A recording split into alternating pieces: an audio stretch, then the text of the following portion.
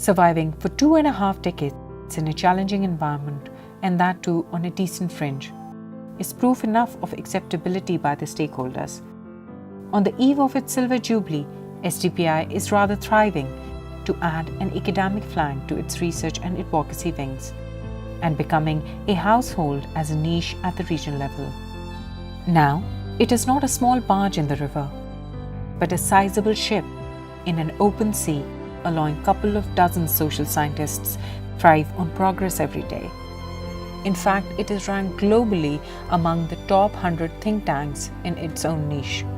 Growing further from its original mandate of National Conservation Agenda, it is making research available on cross-cutting themes.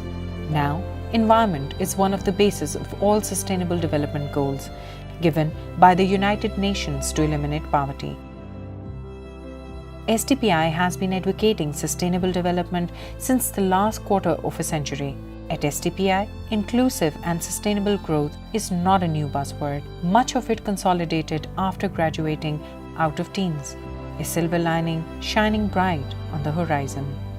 Challenge is first to maintain its credibility, to maintain the quality of research, to maintain the volume of research that it produces, and we have to remain relevant.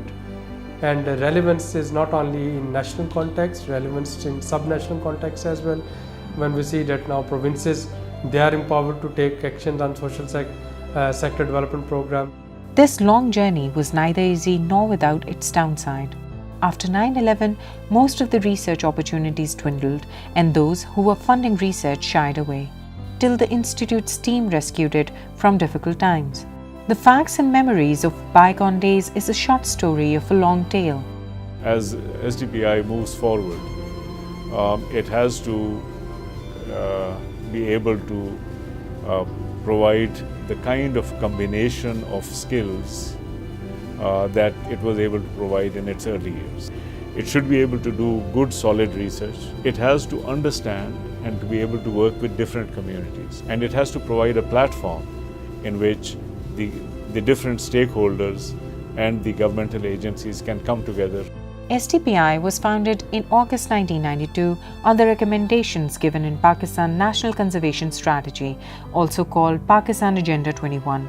The Institute's mission is to catalyze the transition towards sustainable development defined as the enhancement of peace, social justice and well-being within and across generations.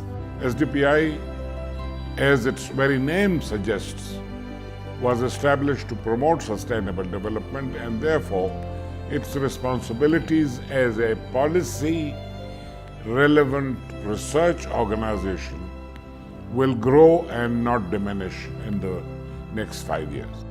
As a think tank, SDPI rumbled on a long journey of communication and understanding.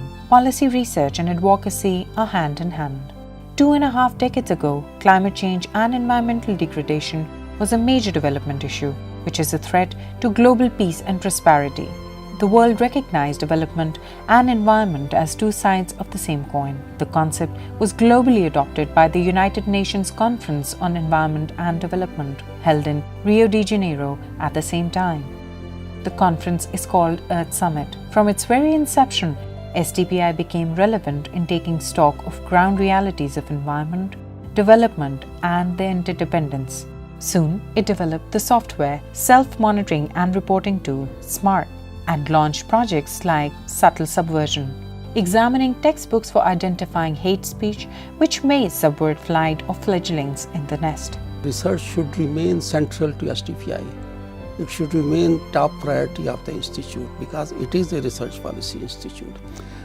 Then also we need to vigorously look around for high quality researchers. We looked at our creative writers, their work, their literary achievements, and tried to relate them with our sustainable development programs. Madam Kishwar Nahid I will place first of all, then Munu Bhai, then Nisar Aziz Bhatt. SDPI has always maintained neutrality in difficult times, supporting sane voices over the popular ones. That is the very reason it works with the government, not for it. Governance, energy, gender, food security, monitoring and evaluation, information and communication, peace and conflict. I think this is a long list on which SDPI has been working and providing advisory service to the government and other relevant agencies. And I think this is a good achievement on the part of SDPI. Today, SDPI sits at many policy fora in the country and internationally, such as National Economic Advisory Council of Pakistan. And globally, SDPI is involved in major era-defining negotiations such as WTO and the talks on climate change.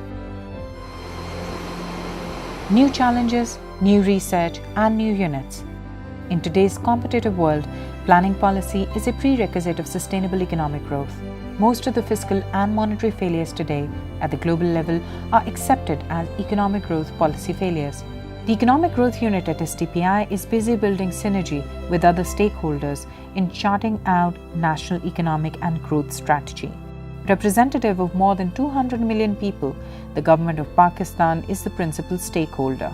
The single most important success was credibility. The fact that policymakers, not just in Pakistan but across the region, find it comfortable to interact on SDPI's platforms such as the Sustainable Development Conference, South Asia Economic Summit, Track 1.5 meetings, Track 2 meetings. The momentum was not spontaneous. Everybody contributed his or her best. True to its first love, environmental sustainability and building resilience to climate change is a major area of focus at SDPI. The very first Sustainable Development Conference back in 90s was titled Green Economy. Now it clearly means migration, livelihood, potable water, gender and poverty and environment. Multifaceted, multidisciplinary approach to the singularly contested goal of poverty elimination and sustainable environment. Now, it is not people or poverty or the planet. It is the people and poverty and the planet.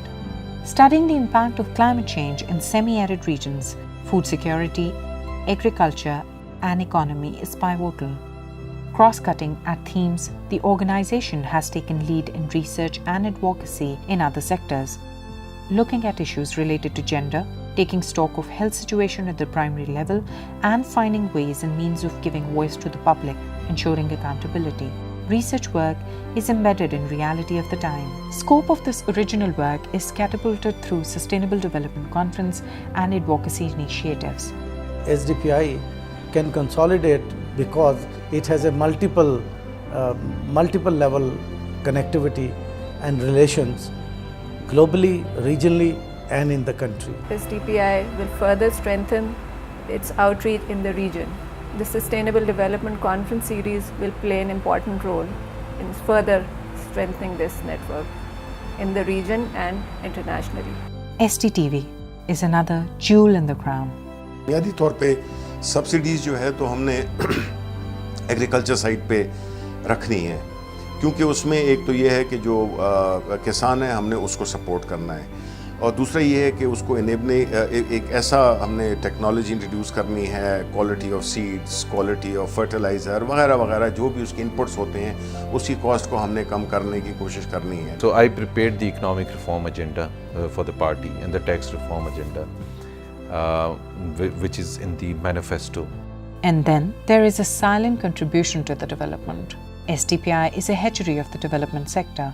Executive directors, research writers, deans of faculties, vice chancellors, members of parliament, and so on. Many have tread this mill simply to cross over. Now the ship is leaving the sea and entering the ocean of ideas, bright and plume ripe with sound.